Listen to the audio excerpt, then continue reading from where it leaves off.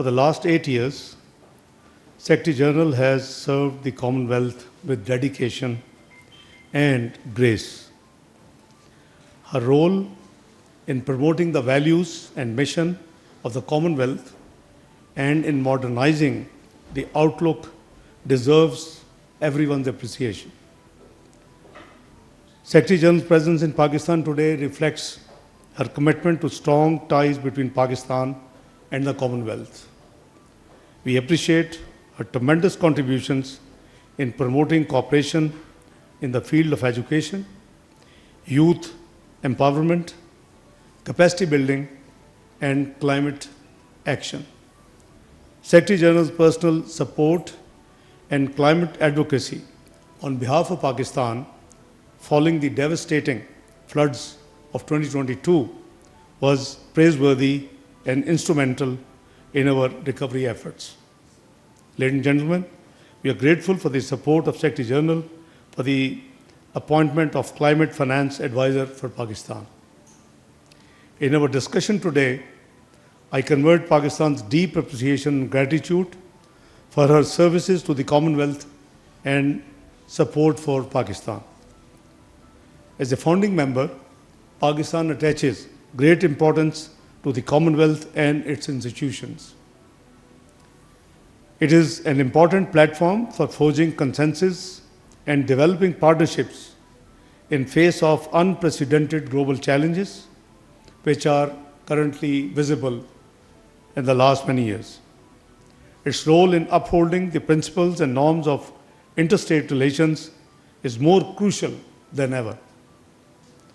We therefore believe that the Commonwealth should call for the resolution of outstanding disputes among member states with greater urgency and press for the respect of international law and implementation of UN Security Council resolutions.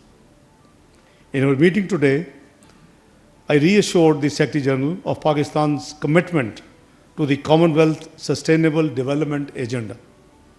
Pakistan's vision of regional connectivity and trade matches with the Commonwealth Connectivity Agenda. We are confident that the digital and physical connectivity clusters of the Commonwealth can contribute to developing strong partnerships among the member countries in terms of trade and connectivity.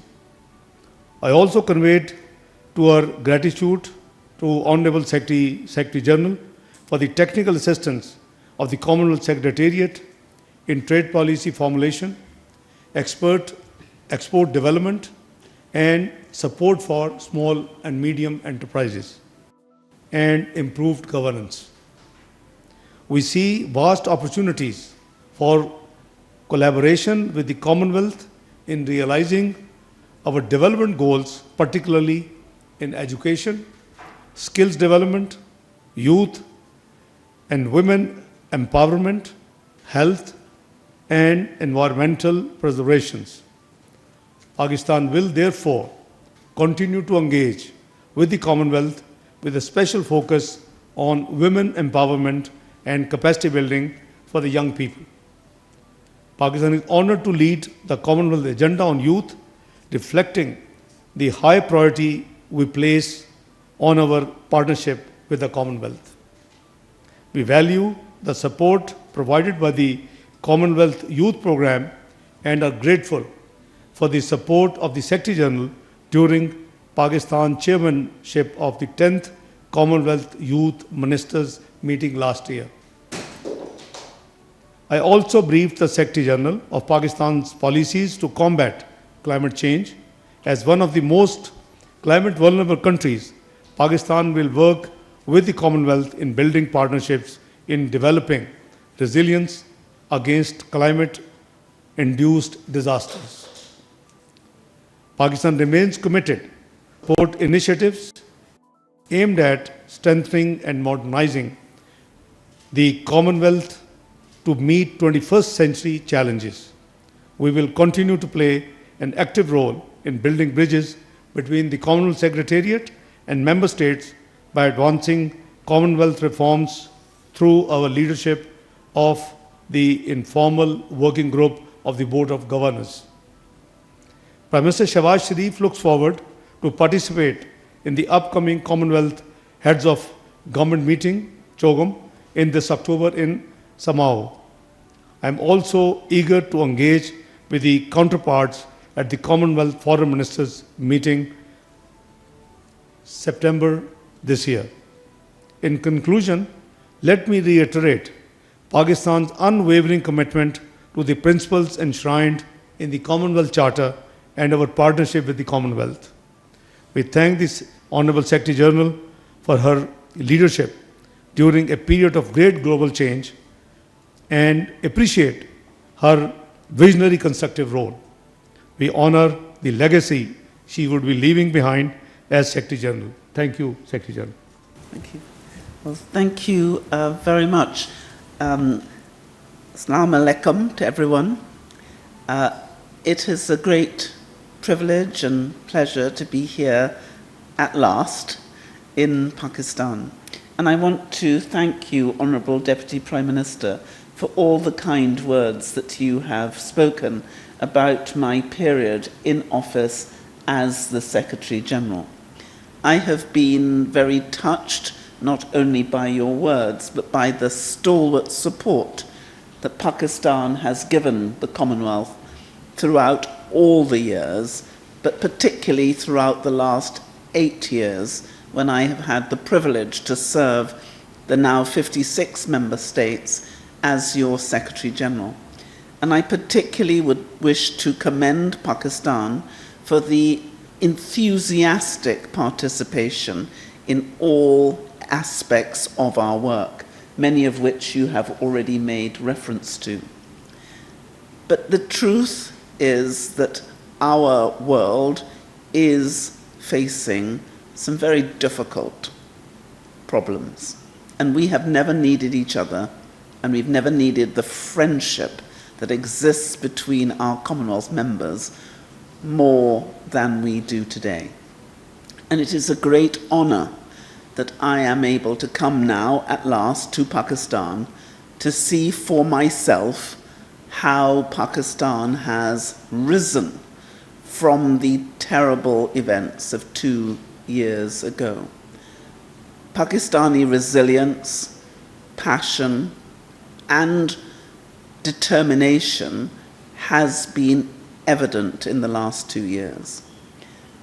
None of us will forget what happened here when the floods affected more than 33 million Pakistanis, who lost more than 2 million of their homes, lost livelihoods, lost that which made life good.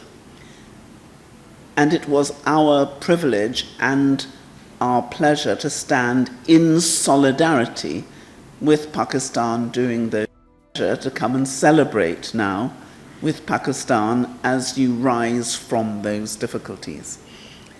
I want to commend what has been done for young people, because Pakistan is leading for the Commonwealth in terms of our youth ministers meeting. And we were saddened that we weren't able to have the youth ministers meeting here in Pakistan.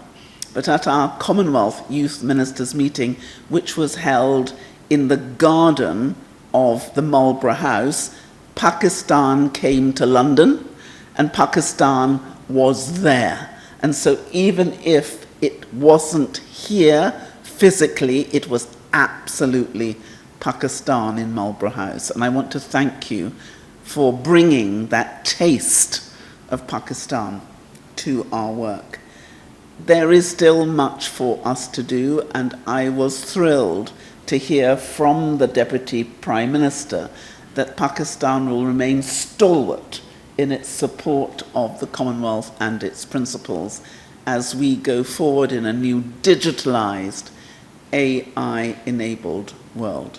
And I am confident that the 65% of Pakistanis who are under the age of 30 will not just be the leaders of tomorrow, but they will help us co-create the future from today.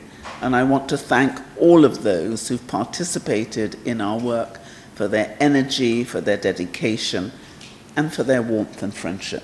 And I thank you. Thank you very much, Secretary General Patricia Scotland and Deputy Prime Minister and Foreign Minister Mohammad Ishaq Dar. We'll now open the floor for the journalists present here today. And we'll begin with Mr. Shaukat Peracha. Thank you so much. Pakistan is... Sorry, and you will address the question to Foreign Minister Ishaq Dar, please. Excellency, Pakistan is the oldest member of the Commonwealth, as Madam has also spoken out. Do you think the Commonwealth is relevant to Pakistan's international priorities today? Do you really think the agenda of the Commonwealth aligns with Pakistan's vision for economic development and regional connectivity, as you have talked about yourself? Thank you, sir. Thank you, Patricia. Pakistan obviously cherishes its long-standing association with Commonwealth. The Commonwealth stands for values which are increasingly under strain around the world, but Pakistan continues to uphold these values, such as promotion of peace and development through dialogue and representing and respecting the independence of these sovereign states. We always believe in this thing. We have respect for every sovereign state. As one of the founding members, Pakistan sees the Commonwealth as an important forum to forge consensus on some of the most pressing issues facing the world today, from tackling climate change to empowering the youth, which represent a major demographic factor in Pakistan as well as many other Commonwealth countries. Owing to the geostrategic location and connectivity infrastructure, Pakistan envisions itself as a regional hub for trade. In that respect, Pakistan's vision is perfectly in line with the Commonwealth connectivity agenda. Pakistan supports the Commonwealth target of increasing intra-Commonwealth trade to 2 trillion by 2030. I mean, this is the vision of our visiting Right Honourable Secretary General of Commonwealth. We believe that increased trade and regional connectivity not only would create jobs and opportunity for the young and the under 30s, but can also create conditions for win-win cooperation between the Commonwealth member states. You are already aware the efforts of this government to work with different countries in the Central Asian states for the connectivity projects. For example, with Uzbekistan, we are talking and working for the Uzbekistan-Pakistan railway connectivity. We are talking with Tajikistan, we are talking with Turkmenistan, you have TAPI, you have TAP. So many projects in the pipeline which Pakistan has been working on and will continue to work for the connectivity, the regional connectivity, the global connectivity, the north-south connectivity. So we are there for regional connectivity. And Madam's vision of 2 trillion intra-trade between the intertrade between the Commonwealth countries, I think is very much praiseworthy and I think is achievable. Mr. Anas Malik, please.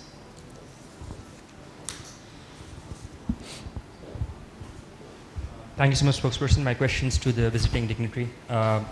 Continuity to what Mr. Peracha just said. Pakistan has been waiting for Commonwealth reforms, but in the increasing multipolarized environment, what reforms and measures is the Commonwealth itself taking in order to stay relevant in the 21st century? Well, I'm really proud to say that the Commonwealth now encompasses 56 countries. That's the largest number that we have ever had. And the countries who are joining us from other jurisdictions. So the last 5 countries had never been part of the British Commonwealth. So if you look at Rwanda, Mozambique, Togo, Gabon, all of these countries come because of what they believe that the Commonwealth adds value to. It's not just in relation to our good governance, but we now have 2.7 billion people represented as part of our Commonwealth family. That's more than 1/3 of the world. We're not a treaty-based organization, but we're a values-based organization. And those values are values which everyone in the world are thirsting for. If you look at why they want to come, it's because we have identified way back in 2015 that there was a Commonwealth advantage to being in the Commonwealth. Because at that stage in 2016, it was discovered that it was 19% cheaper, faster, easier to do business with Commonwealth countries than other non-Commonwealth countries. And that's because we share the same parliamentary system, similar institutions, similar rule of law, and we speak the same language. So it means we can do business more easily. And from the moment I became Secretary General, I posited the question, could we move that 19% to 30%? What if it was 30% cheaper, easier, faster? That has been the driver.